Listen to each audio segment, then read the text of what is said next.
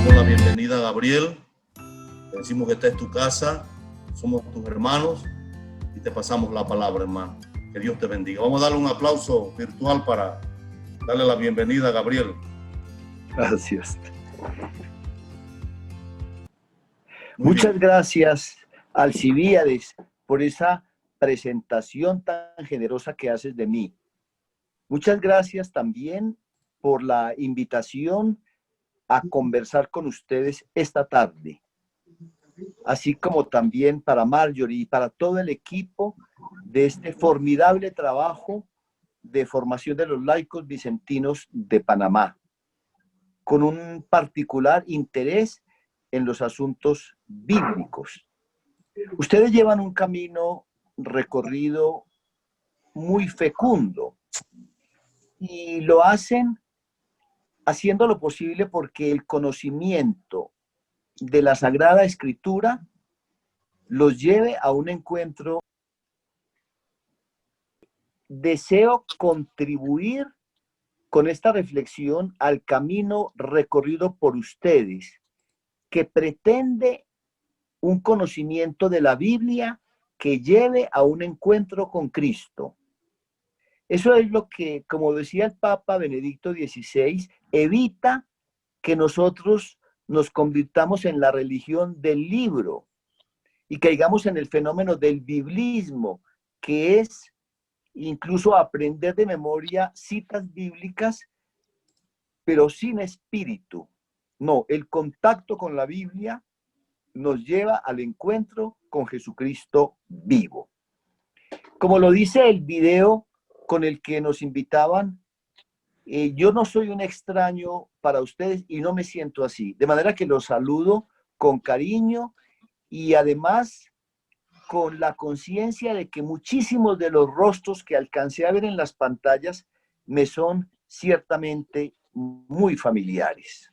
Allá nos vimos ya en el 2018 y también en el 2019, esta vez de una manera muy original, que nos la impone el COVID-19 y este aislamiento social que han impuesto todos los gobiernos del mundo por medio de la virtualidad.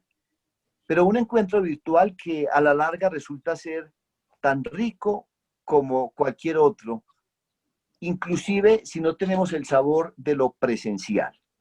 Bien, el tema es la palabra de Dios en los tiempos de crisis, porque ella siempre ha estado ligada a los momentos más complejos del pueblo de Dios, y porque precisamente queremos entender desde la palabra el momento que vive hoy la humanidad. Diría que esta reflexión, que vuelvo y digo, se inscribe en el proceso formativo que adelantan allí ustedes. Pretende no solo entender hasta donde sea posible desde la fe la crisis del COVID-19, sino entresacar lecciones que produzcan algún resultado entre nosotros, para lo que llamamos la época de la post-pandemia. Voy a hablarles de 3 puntos. El primero es lo que se llama referentes hermenéuticos, o sea, claves de interpretación. Es la manera más sencilla de entender esa primera parte, unas claves de interpretación de esto que estamos viviendo. Claves, naturalmente, de sabor bíblico, de sentido bíblico. Luego voy a hablar de lo que sucedió en una época del pueblo de Israel muy semejante a esta, el exilio babilónico. Y por la relación con la época actual, lo que en ese tiempo sucedió con la palabra de Dios para iluminar la crisis, a fin de que aprendamos de esa experiencia y nos ayude a nosotros a entender la crisis y a sacarle lecciones. Y el tercer punto de la reflexión son unas claves también, unos elementos ya de relación concreta entre la palabra de Dios y la actual crisis del COVID-19. Vamos entonces con el primer punto, que yo reinterpreto como claves, ideas que nos ayuden a entender lo que pasa. Voy a plantear, en primer lugar, las crisis más complejas en la historia del pueblo de Dios, para hacer ver que allí ha estado presente la palabra, ya sea porque ha iluminado la crisis y la ha enrutado, o ya sea porque la palabra ha sido arrinconada, afectada por la misma crisis. Y luego, en un segundo momento de este primer punto, les voy a hablar de unos principios sobre la palabra de Dios que se propuso en el sínodo del año 2008 y que nos ayudan a entender como palabra lo que estamos viviendo. Vamos entonces con las 4 crisis históricas, quizás las más complejas en la historia del pueblo de Dios y en estos tiempos de la iglesia.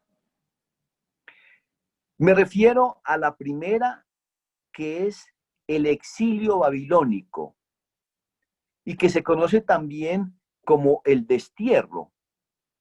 Sucedió en el año 547 antes de Cristo, pero se había ido dando en un periodo muy largo, porque recordemos que el pueblo de Dios vivía en todo lo que es hoy Israel, y que en un momento dado se dividió el pueblo en 2 reinos, el del norte con sede en Samaria y el del sur con sede en Judá. Pues bien, la primera parte del norte fue desterrada por imperios que la invadieron varios siglos antes. Se sostuvo el pueblo de Dios de la parte del sur, cuya sede era Jerusalén, repito, hasta el año 547 antes de Cristo. Esa crisis fue sumamente compleja porque derrumbó todo lo que constituía al pueblo de Dios. Y fue la referencia a la palabra que hicieron los profetas en el exilio lo que hizo que el pueblo se recuperara y volviera a encontrar el horizonte de su historia. Esa es la primera crisis. Ahora, por supuesto que hay otras crisis en el Antiguo Testamento, como por ejemplo la esclavitud del pueblo de Dios en Egipto, fue muy determinante. O como aquella crisis que se relata en el diluvio universal, que tiene una característica particular, y es que afectó a toda la humanidad. En cambio, la esclavitud en Egipto afectó a Israel, y el destierro en Babilonia también afectó a Israel, pero a toda la nación. Es la primera crisis y repito, esa crisis se superó por la referencia a la palabra, pero al mismo tiempo la palabra en la misma crisis resultó revitalizada, recomprendida, redimensionada. El segundo momento crítico fue el de la época en la cual se encarnó el Verbo, o sea, cuando nació Jesús de Nazaret. El pueblo judío, que ya había regresado del exilio, estaba suicidándose en una cantidad de sectas que no solamente tenían maneras distintas de pensar, sino que al interior mismo del judaísmo se consideraban enemigos. Hablamos, por ejemplo, de los fariseos, de los saduceos, de los escribas, de los celotes, de los prosélitos, que eran los que pertenecían al pueblo judío, pero provenían de pueblos paganos, etc. se estaba deshaciendo la fe, que era una fe monoteísta, es decir, una fe que afirmaba la existencia de un solo Dios. Viene la palabra encarnada, que es Cristo, y surge la iglesia como madurez y como horizonte de esa fe que inicialmente habían estado viviendo los judíos. La tercera crisis se da hace 500 años en la iglesia de Occidente, es decir, de Europa hacia esta parte del mundo, con lo que se conoce Reforma Protestante de Lutero. Lutero hizo unas críticas a la organización de la iglesia que la pusieron a tambalearse, y sus críticas estaban fundamentadas en la manera como él leía la carta a los romanos. De manera que la crisis proviene de una posición bíblica de Lutero. De ahí que la iglesia hubiera reaccionado a esa reforma con lo que se llama la contrarreforma en el Concilio de Trento, y hubiera reaccionado arrinconando la Sagrada Escritura. Por eso les decía que no en todas las crisis la palabra de Dios resulta protagonista, sino que la palabra de Dios puede resultar arrinconada por la manera como se entiende y como se trata de asumir la crisis, que fue también muy compleja para la Iglesia Católica.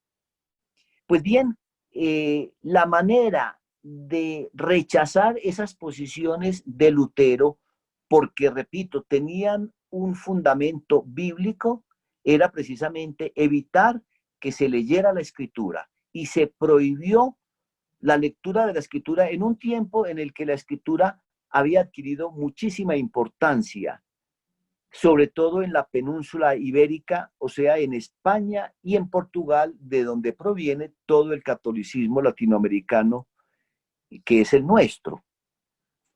La consecuencia entonces es que con el tiempo la Biblia es reemplazada por el catecismo, y eso produce un efecto del que todavía vivimos las consecuencias. Entre nosotros hay que reconocer que poco se conoce la Escritura, que poco en realidad se lee la Biblia. Hay casos excepcionales como este grupo que yo llamo más bien Movimiento de Formación de Laicos Vicentinos de Panamá, que ha dado pasos gigantescos en el proceso de la animación bíblica. Y la cuarta crisis en la historia de la humanidad es la que estamos viviendo, y que tiene que ver con el COVID-19. Es una crisis planetaria que nos está afectando a todos, cualquiera sea la raza o el credo que profesemos. Pero una crisis que desde el punto de vista de la fe, en realidad al interior de la iglesia había comenzado hace unos 10 años, con los muy publicitados problemas del abuso de los sacerdotes, de la pedofilia. Al respecto, hay que decir que se trata de un problema que desafortunadamente ha penetrado a la sociedad. Es la sociedad moralmente enferma la que allí se manifiesta. Es una crisis que le da como vida, digámoslo así, a la problemática que vivimos hoy con esto del COVID-19, y que no consiste solamente en un virus, sino en un cuestionamiento de la cultura que estamos viviendo. Pero digamos entonces, en relación con la iglesia, que estamos viviendo una crisis que se encuentra con un intento por hacer que la palabra de Dios vuelva al centro de la iglesia. Fue lo que sucedió en el sínodo del año 2008. Un sínodo es una reunión que ordinariamente se hace en Roma del Papa con obispos representantes de todos los países del mundo para analizar asuntos complejos de la historia de la Iglesia y orientar al Papa en el manejo de los mismos. Pues bien, en el año 2008, el Papa Benedicto XVI convocó un sínodo sobre la palabra de Dios y lo llamó la palabra de Dios en la vida y la misión de la Iglesia. Y como fruto del sínodo se produjo un documento conclusivo precioso, un gran resumen de la visión católica de la Biblia que después el Papa consigna, resume en lo que se llama una exhortación apostólica postsinodal, es decir, una carta encíclica que sigue al sínodo y que se llama Verbum Domini, palabra del Señor, y que se refiere en su contenido, como lo decía el sínodo, a la palabra de Dios en la vida y en la misión de la Iglesia.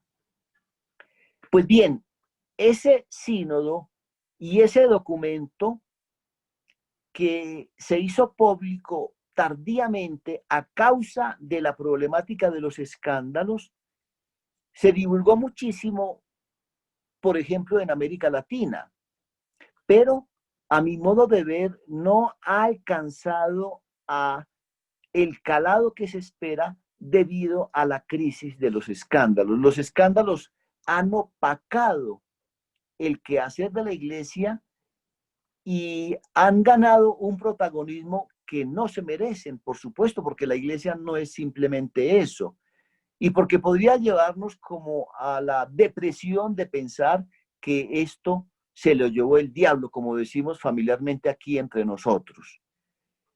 Quiere decir que la crisis de los escándalos que compaginamos o relacionamos con la crisis del COVID-19 también tiene que ver con la palabra, porque la palabra de Dios que ha intentado volver al centro de la Iglesia está siendo resistida por estas problemáticas que es lo que más se comenta, por ejemplo, en los medios.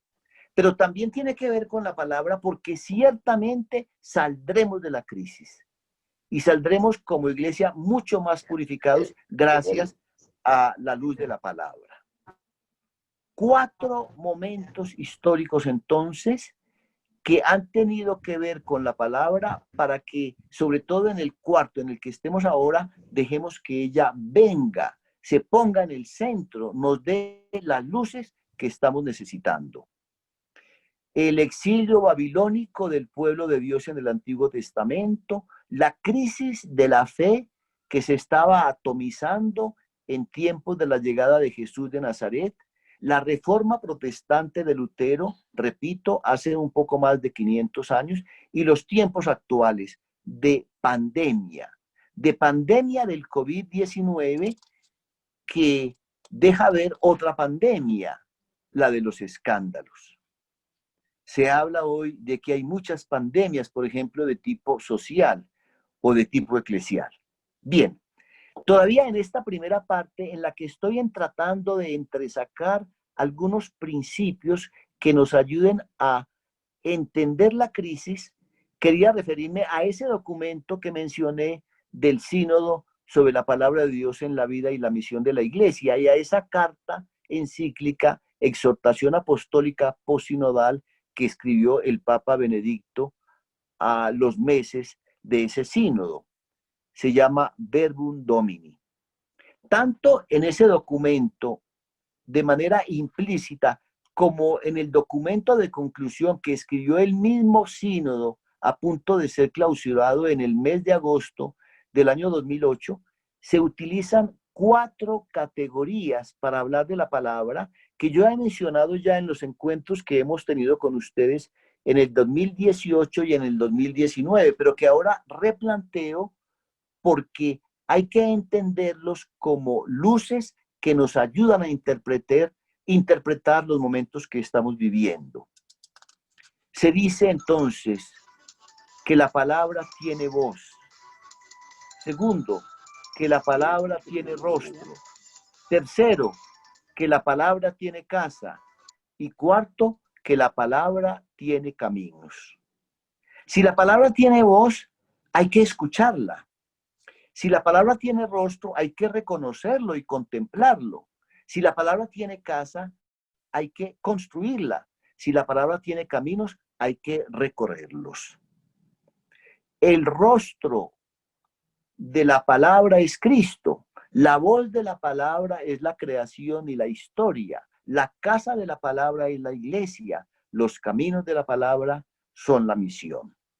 Pero vamos con una relectura de esas categorías o imágenes para relacionarlas con el análisis que estamos haciendo. Porque al hablar de la voz de la palabra, como lo cuentan los primeros capítulos del libro del Génesis, se reconoce que fue la voz la que hizo todo lo creado. De hecho, el texto del Génesis dice que Dios dijo, háganse las cosas, y las cosas se hicieron. Las cosas se hicieron como fruto del dinamismo de la palabra, de su voz, que no es un conjunto de sonidos, de murmullos, sino un dinamismo sorprendente que hace todo lo que existe. Y si la voz de la palabra hizo la creación, entonces también la voz de la palabra orienta la historia. Y hay que oírla en la realidad de las comunidades, de las familias, de los pueblos. De manera que gracias a que la palabra tiene voz, ella no es extraña a un momento histórico como este que estamos viviendo. La palabra con la voz establece un diálogo con nosotros los seres humanos, pero ella busca algo más, que es el encuentro. Y entonces es cuando el sínodo nos recuerda que la palabra tiene rostro y nos dice que el rostro de la palabra es Cristo. La palabra de Dios se hizo carne, dice el Evangelio de San Juan. Es decir, se encarnó, se hizo hombre en todo, exactamente igual a nosotros, menos en el pecado. De manera que la palabra con el rostro que es Cristo logra más que el diálogo un encuentro con nosotros los seres humanos.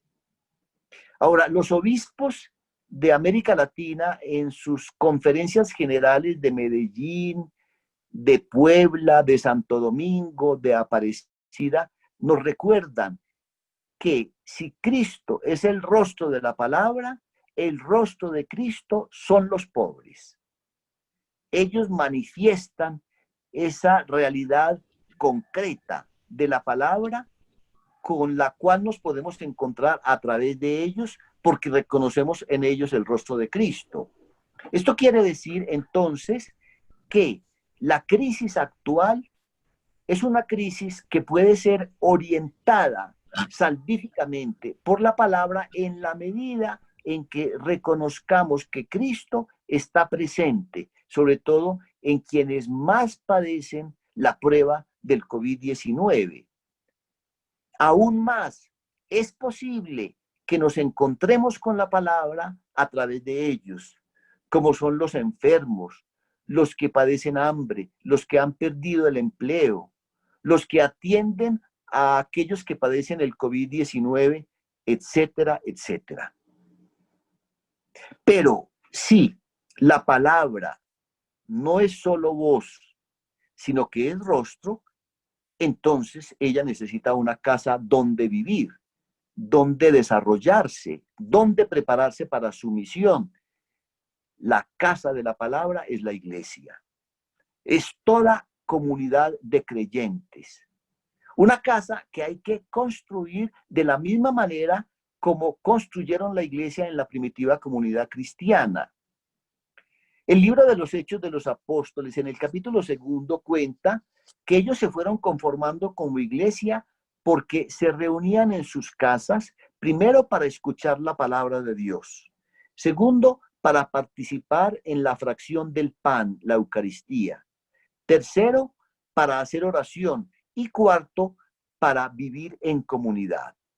Asimismo, esas 4 columnas sobre las que se constituyó la arquitectura de la iglesia primitiva, hoy la palabra construye su casa en la iglesia cuando dentro de ella se predica la palabra, se participa en la Eucaristía, se hace oración y al mismo tiempo se vive en comunidad fraternal.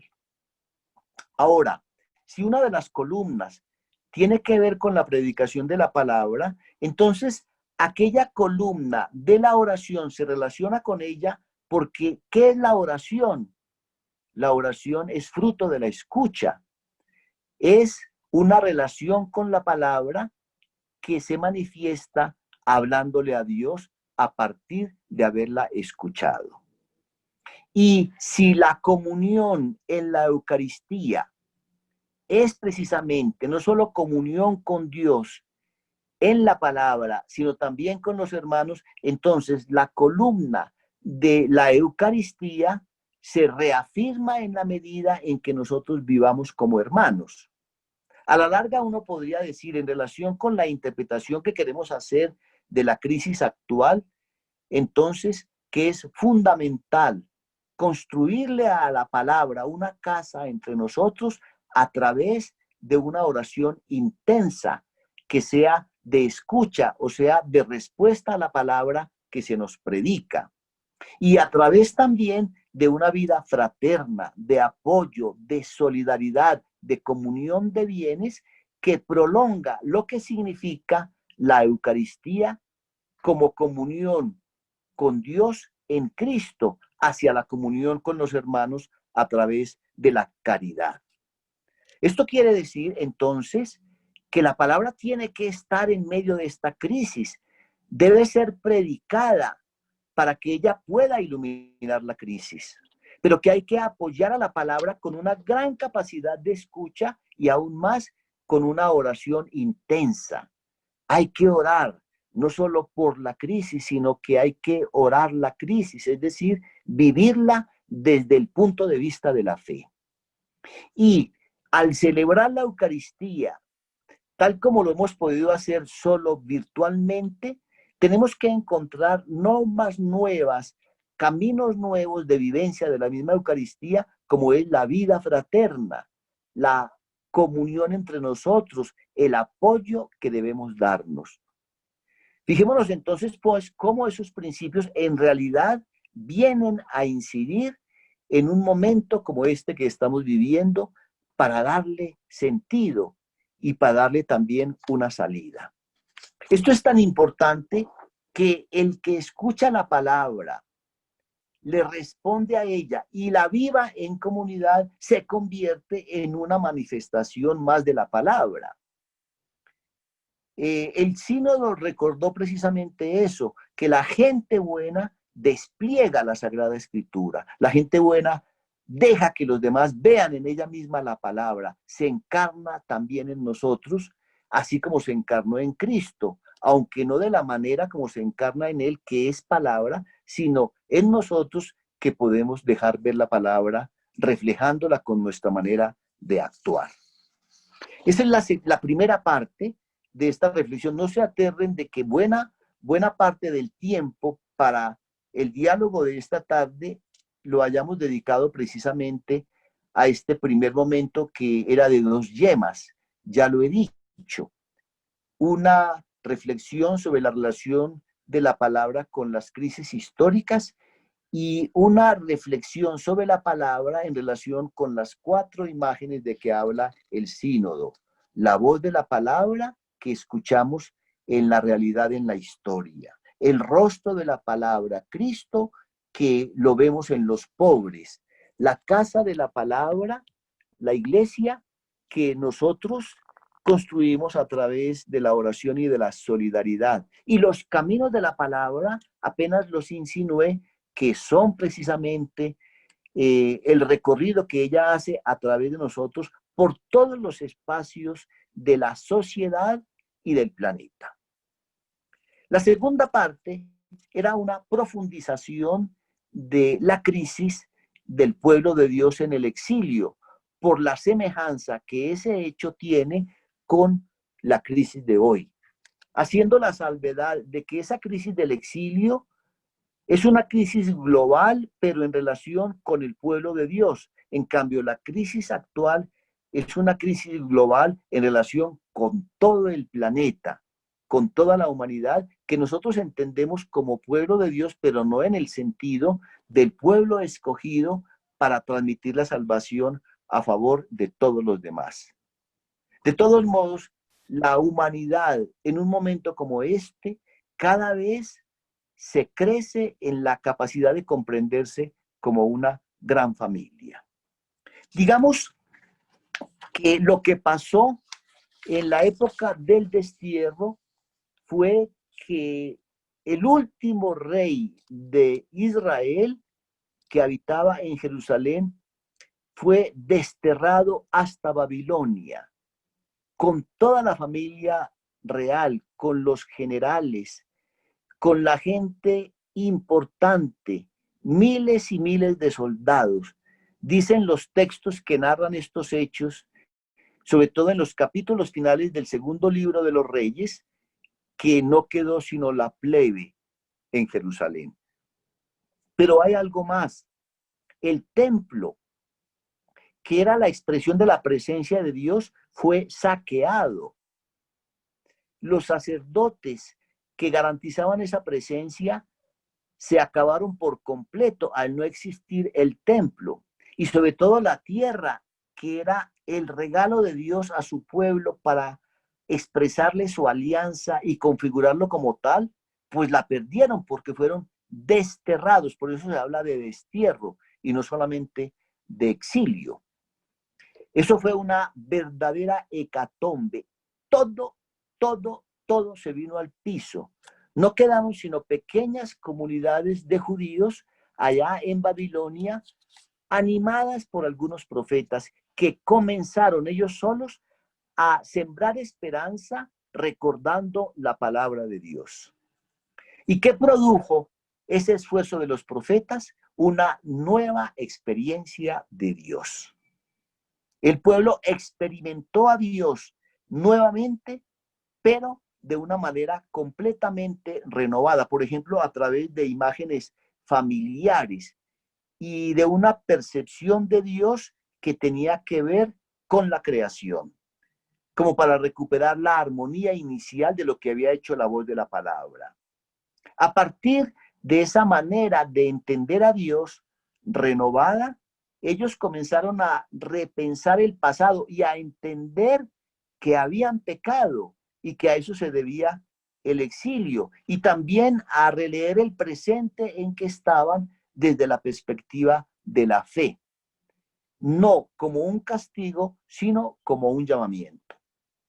A la luz de eso que pasó, una nueva experiencia de Dios, es innegable que hoy el mundo está necesitando una recuperación de su fe y una nueva experiencia de Dios que se acople mejor a lo que realmente Él es, y que superemos la tendencia a inventarnos un Dios a nuestro acomodo. En lugar de acomodar la vida al Evangelio, ha estado sucediendo que hemos acomodado el Evangelio a nuestra vida. Y eso ha trastornado a la humanidad. Además de la nueva experiencia de Dios, los profetas fueron logrando, a la luz de la palabra, una metodología nueva de interpretación de la realidad, de relaciones entre las gentes, de contacto con la misma naturaleza. Es decir, se produjo una nueva actitud que manifestaba una nueva manera de mirar y que se garantizaba a través del diálogo, de la conversación.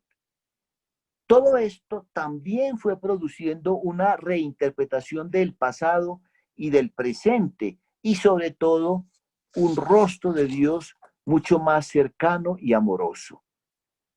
Y un tercer fenómeno que se da en el exilio a partir de la predicación de la palabra, siendo una crisis tan grave, son unas relaciones completamente nuevas. Unas relaciones que privilegian el papel del pobre, como anticipando aquel concepto del Nuevo Testamento de que ellos son los primeros en el reino de los cielos. un privilegio del sentido del pobre que se va manifestando en formas nuevas de convivencia y también de expresión de esa renovada relación con Dios.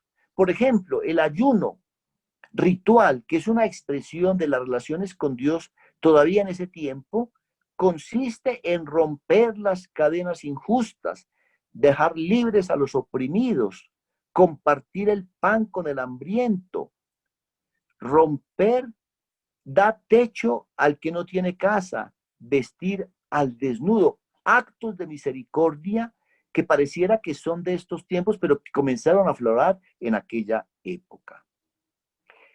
La crisis del destierro babilónico produjo, repito, una nueva experiencia de Dios, una nueva metodología que se manifiesta en el diálogo y unas nuevas relaciones que privilegian el sentido del pobre y que nos llevan a una relación con Dios que se mide en la relación con los hermanos y que pasa precisamente por allí. Mucho tendrá que decirnos a nosotros esta experiencia y la relación de la palabra con la crisis en los tiempos actuales. Nos tiene confundidos la amenaza del virus, pero se está viviendo algo más grave, y es que los medios de comunicación y el afán de evitar el contagio y de superar la hecatombe económica que el acuartelamiento ha producido, nos está llevando a búsqueda de soluciones que a la larga parece que pretenden volver a una normalidad como la de antes. Una sociedad consumista que a la larga ha producido este caos. Lo que aflora en la crisis es una inequidad social pavorosa, una multitud innumerable que no lográbamos recoger en las estadísticas de gente pobre que vive del trabajo del día a día, que no tiene techo, que pasa hambre. Es importante entonces que interpretemos el ecosistema, la manera de vivir nuestras relaciones y el estilo de la existencia diaria marcado desafortunadamente por el consumismo. La palabra de Dios en el exilio babilónico nos recuerda que hay que buscar una nueva experiencia de Dios, que hay que introducir una metodología que nos una y que nos lleve a encontrar luces y soluciones consensuadas y que además produzca una convivencia en la que los pobres no sean los últimos, sino los primeros, no de manera excluyente de los que tienen mucho, sino precisamente para que entre todos cambiemos las cosas. Y así entonces entramos a la tercera parte de la reflexión, que es la más breve. Se trata de unas claves de relación de la palabra de Dios con la crisis de hoy. Me voy a referir a 6. La familia, la salud, la educación, la política, la ecología y la misma fe. Cada una de estas 6 categorías está profundamente anclada en la Sagrada Escritura. Toda la Sagrada Escritura está atravesada en su cantidad de libros y de páginas por estos 6 elementos que en realidad pueden resumir el análisis que se puede hacer de la crisis del COVID-19. Primero, la familia. La palabra de Dios nos recuerda que ella es la cuna de la vida y de los valores, que a través de la familia nos llega la presencia de Dios, se nos transmite la vida que es Él mismo y que quiere darle también a sus hijos. Durante la cuarentena, a las buenas o a las malas, hemos tenido que volver a las familias que estaban muy arrinconadas en el afán del trajín diario, en esta carrera alocada por ganar más y a la larga por tener más en la que estábamos nosotros viviendo.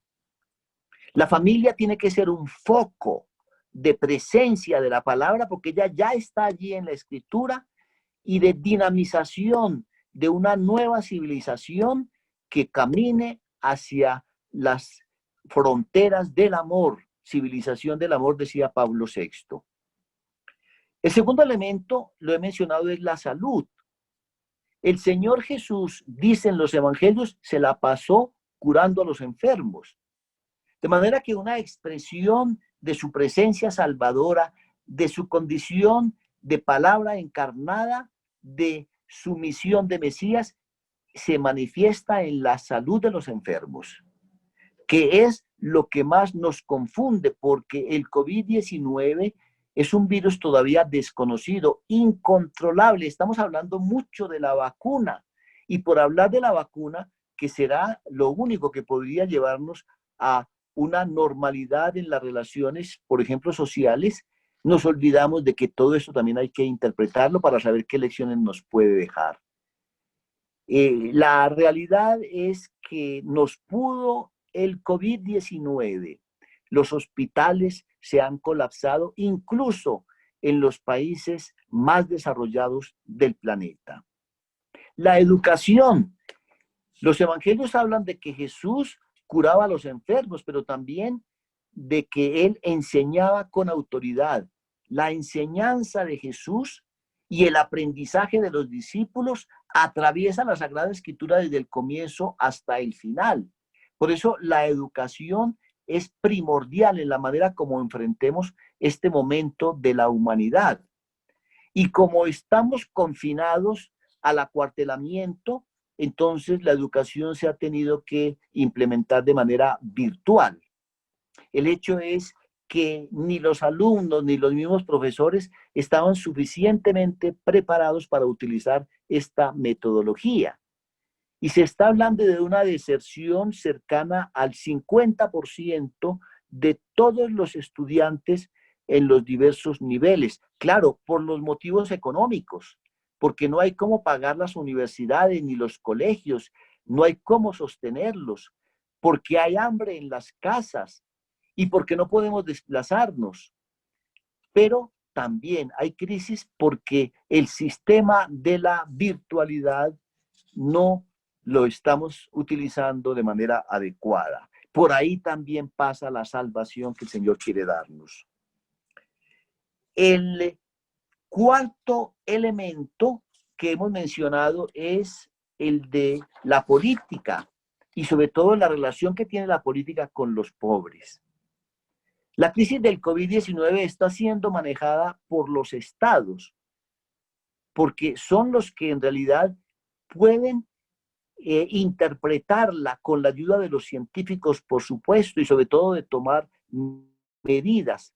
Existe el peligro de que en esas políticas realmente el interés del pobre no sea el más fundamental y entonces estaríamos contradiciendo aquello que sacábamos como lección del exilio para poder superar la crisis a la luz de la palabra. No puede estar el hombre al servicio de la política, sino la política al servicio de la persona humana y sobre todo de los pobres. El quinto elemento es la ecología. Todos hemos sido testigos de la llegada de animales salvajes a nuestras avenidas. Algunos de los supermercados de las poblaciones más densas del mundo. Cómo se ha cristalizado el agua de los mares y los delfines han vuelto a las costas. Cómo se ha reducido la capa de ozono. Diríamos que la naturaleza ha recuperado su espacio, se ha oxigenado. Diríamos que ha vuelto a la armonía inicial de la que habla los textos del libro del Génesis. La crisis del COVID-19 tendría que llevarnos a una recuperación de la relación con la casa común, a la que hay que cuidar, como decía el Papa Francisco en la Laudato Si. Y finalmente, la fe. La fe tiene que venir a iluminar el sentido de la vida, el sentido de las relaciones y un estilo de vida mucho más sobrio, para que superemos el consumismo destructivo, el extractivismo de la naturaleza, la tremenda diferencia de las estructuras sociales de todo el planeta. La fe a la larga es la gran luz que el mundo espera, que está buscando de nuevo y que puede ser fe incisiva y transformadora en la medida en que esa fe esté siendo expresión de nuestra relación con la palabra. Bien, se acabó el tiempo previsto para esta intervención.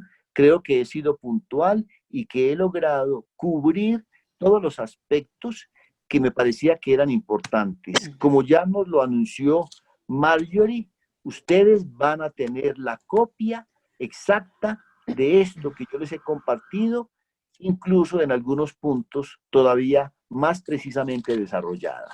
Muchas gracias.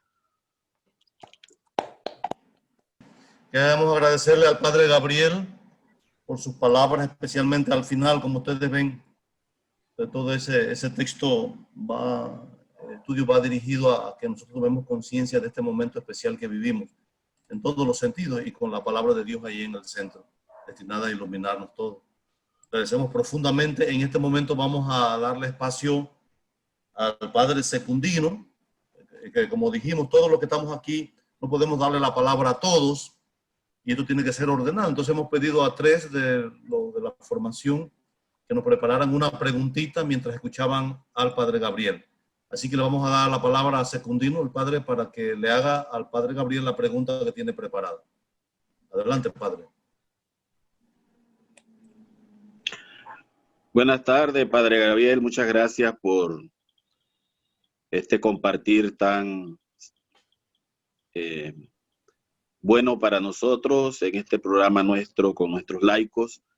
Yo quiero tomar el punto que usted mencionaba sobre el rostro de la palabra, que es Cristo, ¿verdad? Y cómo podemos hacer que ese rostro de Cristo, que es los pobres, sea en este momento tan doloroso y tan duro, asistido, sea curado, sea tocado, como hizo Jesús en su época. Yo creo que la pregunta es cómo podemos hacer de Cristo hoy día nosotros, cuál es su forma de pensar sobre cómo debemos asistir a ese rostro de Cristo que está en cada uno de nuestros hermanos que sufren. Secundino, muchas gracias por tu pregunta, que es fundamental porque toca la esencia del aporte cristiano a la problemática del mundo en que vivimos. Es decir, son muchos los movimientos religiosos, muchas las instancias de Estado, por ejemplo, que se están comprometiendo con sacar adelante a la humanidad de esta crisis, los científicos, los gobiernos, pero hay intereses, por ejemplo, de tipo económico, de liderazgo político. En la medida en que nosotros estemos anclados en Cristo, vamos a dar una respuesta novedosa, una respuesta original. Y una referencia a Cristo que esté ligada a la referencia al pobre. El Papa Benedicto dijo en la conferencia de Aparecida que la opción por el pobre es parte de la fe cristológica y que por eso todo lo que tiene que ver con Cristo tiene que ver con los pobres y todo lo que tiene que ver con los pobres tiene que ver con Cristo. De manera que a nivel práctico, quien lo creyera, porque pareciera algo muy teórico, es fundamental que nosotros manifestemos nuestra relación con Cristo en la relación con los pobres, pero también que nuestra relación con los pobres esté inspirada en la relación con Cristo. Si la fe en Cristo no nos lleva a los pobres, resulta ser un fideísmo estéril, un devocionismo. Y si la relación con los pobres no nos acerca a Cristo, podríamos caer en el fenómeno del sociologismo. Ahora, todavía de manera aún más concreta, la solidaridad. La solidaridad con aquel que sufre hambre, con aquel que no tiene techo, con aquel que ha perdido el trabajo. Todos los gestos de solidaridad que estén anclados en la fe en Cristo van a ser muy fecundos y muy determinantes. Y desde esas expresiones concretas tendremos que ir buscando maneras de opción por los pobres en Cristo que tengan que ver no solo con la respuesta a las necesidades urgentes, por ejemplo, del hambre, sino con un sistema de vida de la sociedad que es el que está produciendo una multitud de pobres, hasta el punto de que ellos ya no sean no solo fuera del sistema, sino que ellos ya no existen para este sistema cruel y destructivo, tal como lo dice el Papa Francisco. Gracias por tu pregunta que nos permite profundizar en este tema. Gracias, Secundino. Bien, damos las gracias a Secundino y a Padre. Ahora vamos a darle la palabra al profesor Lucas Sánchez. Lucas es de nuestro equipo de trabajo y también facilitador de nuestros encuentros. Lucas, activa tu teléfono, por favor, y haz tu pregunta al Padre. Y buenas tardes al Padre Gabriel y a todos, compañeros. Yo empecé a escuchar la conferencia bien allá en cuarentenado en mi cuarto, pero por tuve que salir a buscar señal, así que quedé en el exilio por acá buscando señal.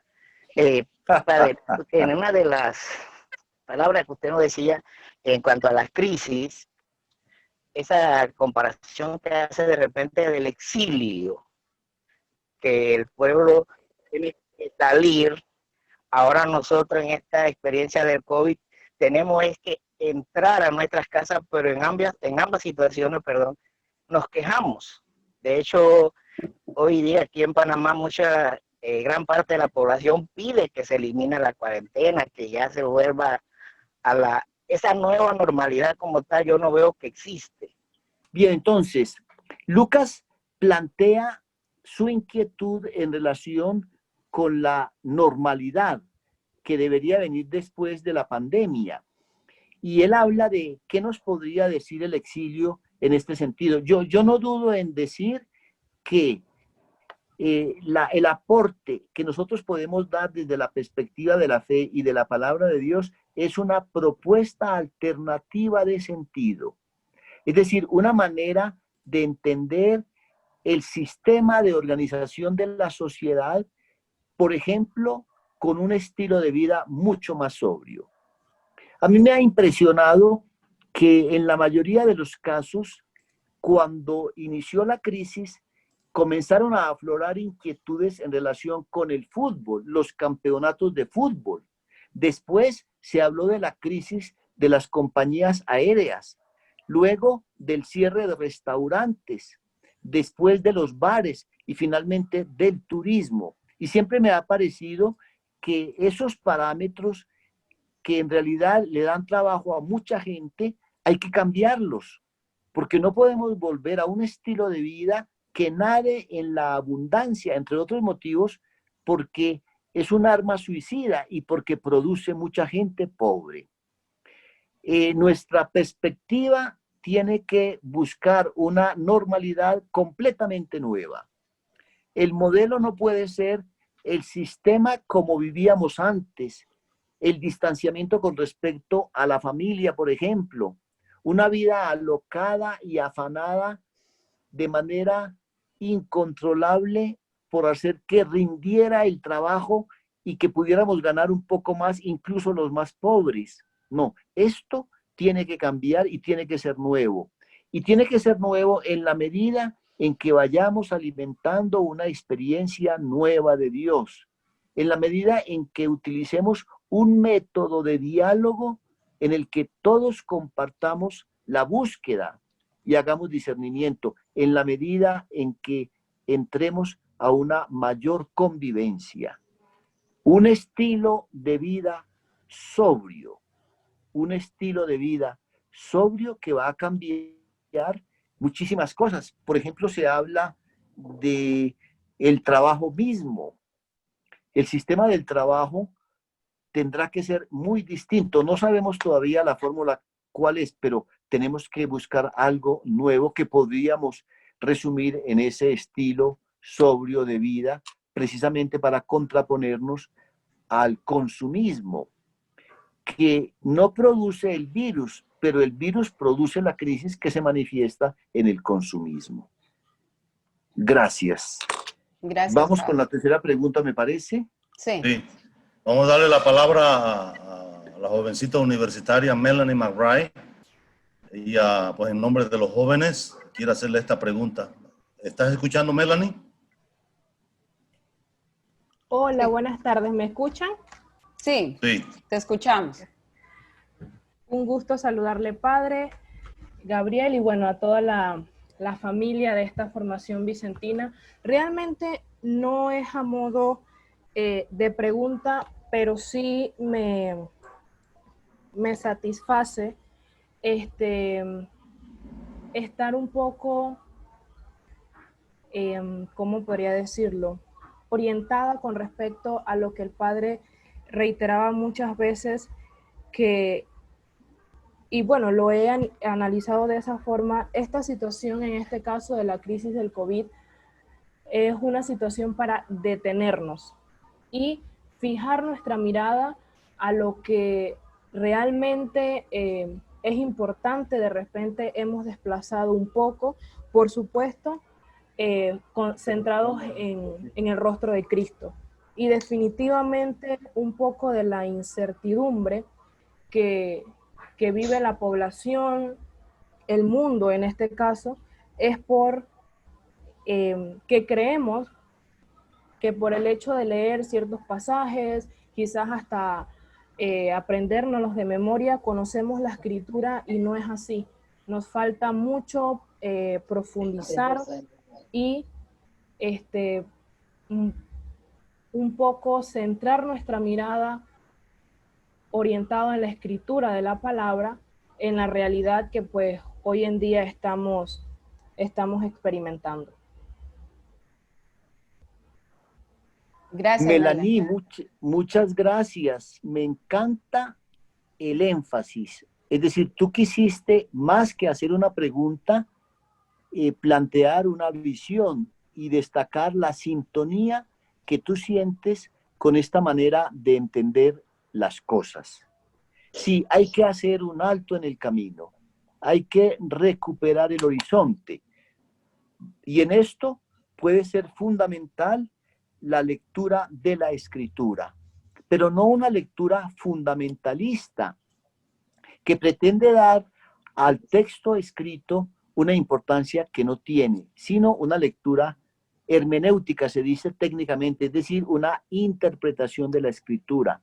Porque si la escritura es escribir la palabra como voz y como rostro, entonces la escritura tiene un sabor que tiene que ver con la palabra y que tiene que ver con el rostro, para que podamos ver en la escritura no solamente letra, sino también palabra, no solamente letra, sino también rostro. Hay que pues interpretarla.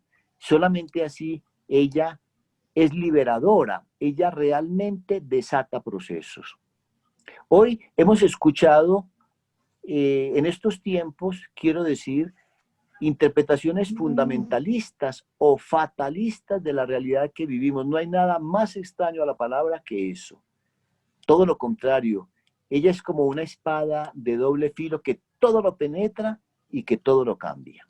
Entonces, reafirmo eso que tú acabas de decir y valoro mucho el que hayan sido 3 personas las que a nombre de todos hayan hecho unas preguntas o hayan subrayado algunos aspectos, porque a la larga, detrás de lo que dijo Secundino y de lo que dijo Lucas, no hay simplemente una pregunta, sino una manera de entender las cosas y una sensibilidad personal al pobre, en el caso de Secundino, con lo que él nos dijo, y a la equidad social y al verdadero cambio en la visión que manifestó Lucas. Un padre, un sacerdote, un profesor, un licenciado y una joven. Ahí está el panorama de este bellísimo grupo que me produce tanta esperanza y con el que he conversado esta tarde con tanto gusto y cariño. De nuevo, muchas gracias a Faustino y a Marjorie y a todo este equipo que anima este proceso.